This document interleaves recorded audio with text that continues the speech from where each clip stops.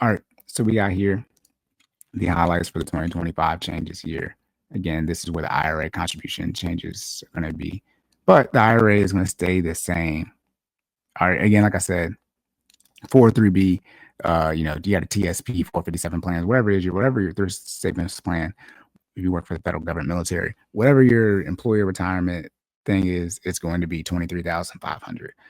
The limit on annual contributions for IRA is going to stay the same. It's going to be $7,000. IRA limits don't get bumped up as much as 401ks do because they do it based off of inflation. And since they do $500 increases, it's hard to get justify the $7,000 increase, $7,500 with inflation being around like 2.5%. I believe they calculated it for this year roughly. Contribution limit, yep, it's still going to be $1,000 as well for IRA. So if you're over 50, they don't have this little threshold of 60 to 63 where you can put in more. And then if they make it so if you're 60, 63, you can put in a little bit extra in your IRA as well. That is a sign of how much money you need to retire.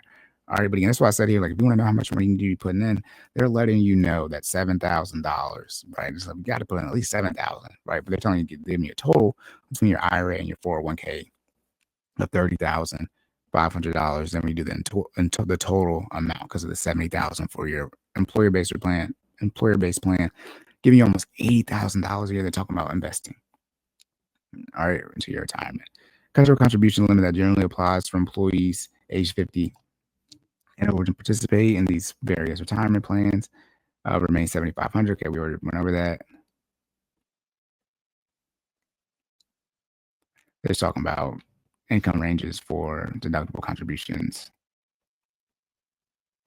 All right, it's giving you phase out ranges. Nah, I don't get too crazy into retirement type stuff here. All right. Again, that was here again. So I didn't cover the IRAs that much. Let's just watch the episode last year, but it's $7,000 for this year. All right. As we get in here to wrap up here, the last one, HSA contribution limits and eligibility for 2024, 2025. In 2025, you can contribute $4,300 if you're covered by a high deductible health plan. Again, got to be under a plan that is a high deductible health plan, or at least qualifies. It doesn't always have to be a high deductible health plan. That's usually just the name that you'll see, so that it usually qualifies for it. But they're like, it has to be a certain deductible and things like that actually qualifies the plan. Like if you're looking at a marketplace health plan, then if you got a family plan, and again here you're going to be at $8,550. So these numbers here, and it's so funny. This where it says if you're covered on a single plan or not a family plan, that's nothing to do with your tax filing status, right? It's just whether you're on a family plan or not. So if you just, married, right, no kids yet, then you have both of you on your insurance plan, then you qualify for the family plan. If you're married, but let's say you have health insurance at your provider and your spouse has it at theirs, but you have, just the single one at your provider, you're still at $4,300. All right. So this has nothing to do with your tax filing status. It's just the actual plan that you select via your employer. If you're over 55 and over, you can do $1,000. Also, again, as well, not all the time, but a lot of times with these HSA contributions, again, like I said, if you do them through your employer, you're not paying any taxes at all. If you do post-tax contributions and then you claim the deductions when you file, still going to do with the Social Security, that FICA tax you need to pay.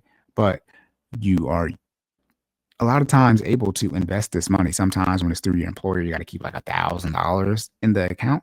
But once you're over that $1,000, especially if your employer does an HSA contribution, which a lot of employers are starting to do now, not only do they do the 401k contribution, they're also doing an HSA contribution. It's just like a flat amount. It's not a percentage, like $500 or something. But once you're over that amount, this is how it was at my last employer, I was able to invest everything over $1,000. And it was essentially set up like an IRA, which an HSA essentially turns into once you hit that 65, I believe, age. It's essentially a traditional IRA. And again, for an HSA, you're not paying any taxes on any qualifying medical expenses when you use this money for that. So just think, you can invest this money once it's over $1,000, and it's like an IRA when I'm saying that, meaning you can invest in a single stocks if you want to, not saying to do that, not investment advice, but just the flexibility that this account provides, or really the options more so than flexibility. You can invest that money into the stock market, and then you can take that money out for medical expenses and pay no taxes. And again, while it's invested in the stock market, you're not paying any taxes on the growth at all, like your IRA with dividends. So if you pick something that is a dividend, paying stock or an ETF, mutual fund, whatever it is, something that pays dividends, you're not paying any taxes on it while it's growing in there. And then you can take that money out and use it for a qualified medical expense and pay no taxes at all. And remember, I said you also get the benefit of the tax deduction for your contributions. Okay. So you got tax benefit on your contributions. You got the tax benefit as far as it growing tax free. Then you got the third tax benefit of being able to use the money for qualified medical expenses, not paying any taxes on what you withdraw for the qualified medical expense. All right. So again, the long story short, if anyone ever says, what's the best like investment account or anything like that, like the best account you can have, is going to be an HSA. And I believe still for 2025, HSA and FSA, the qualified medical expenses are the exact same. And then also as well, sorry, y'all, I'm trying to make sure the bottle's in the camera. The main difference between HSA and FSA is the HSA money rolls over. FSA money you have to use by a particular period in time or it all just vanishes. So HSA, long story short, is traditionally viewed as better than FSA. Whatever you need for your family, healthcare needs, what your employer provides, because the FSA plan might be better for you from an insurance standpoint, even over the HSA plan. It all depends. Everyone's medical situation is different. So obviously do what is best for you. But again, if you're able to make use of the HSA, highly, highly recommend you do it. If you're worried about, Cory, when should I put the money, when should I invest into it? A lot of times, I say invest, when should you make HSA contributions as far as like over what you need for your medical expenses? Obviously, whatever you need for your medical expenses, put that in. But, usually I believe your employer, traditionally what I've seen is they give the contribution, let's say $500, regardless if you're putting in money or not. But then, whatever you need in there, you put that in. But if you want to put some more money in there so you can start investing it, then, that you can start doing that around when you're trying to, really put money into your retirement, that 15 sort of percent amount for the people who follow baby steps. That baby step 4 range is really when I would say like, when you should load it up, but it's not that big of a deal. Load it up's a bad word, but when you should look to invest into it. But again, like I said, your employer usually going to have a set amount of money. Like I said, my last employer was $1,000.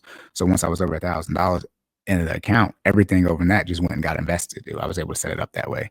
So even my employer contribution that was getting invested and how much money I was putting in was getting invested. I was still putting in, how much money I needed. I didn't need anything because, knock on wood, but I'm relatively healthy. I'm not relatively. I'm a healthy person. I'm a perfect attendance kid. So I rarely get sick, things like that. Thankful for that. So this was just, icing gravy, however you want to look at it for me. All right. Again, we already went over those limits. Again, HSA eligibility, they're just letting you know you need to have a healthcare plan that qualifies for it. What they're letting you know here is it has to have an annual deductible of $16,000 for self-only coverage. Sorry, that's 2024. But long story short, let's just say it's not, and you don't see the words like high deductible healthcare plan or ADHP, which is the acronym for it. But what they're letting you know, this is for 2024. But long story short, if it just says something like, if you have an annual deductible of $1,600 for single or $3,200 for family, and the out-of-pocket maximum, including an annual deductible, does not exceed $8,050 or $16,100 for family coverage, $8,000 for self coverage, then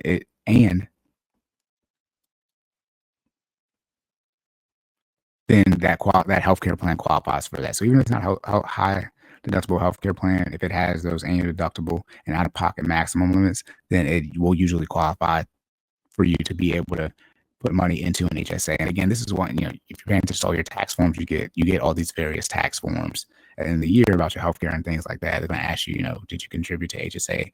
If you're filing your taxes yourself and all these various type of things to see if you're meeting all these rules / the laws, not really the rules, all these laws that they have in place for this type of stuff. Then it's letting you know to contribute to an HSA plan, you can't be enrolled in a health plan that is not an HSA based, nor can you have a full purpose health care flexible. So FSA, you can't have FSA and HSA.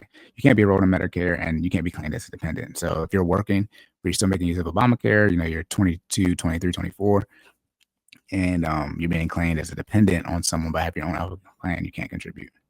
And again, the crazy thing too is the deadline for HSAs from a tax standpoint is April 15th. Isn't that crazy? They give you a whole extra 3.5 months to put money into it. Insane. There's letting you know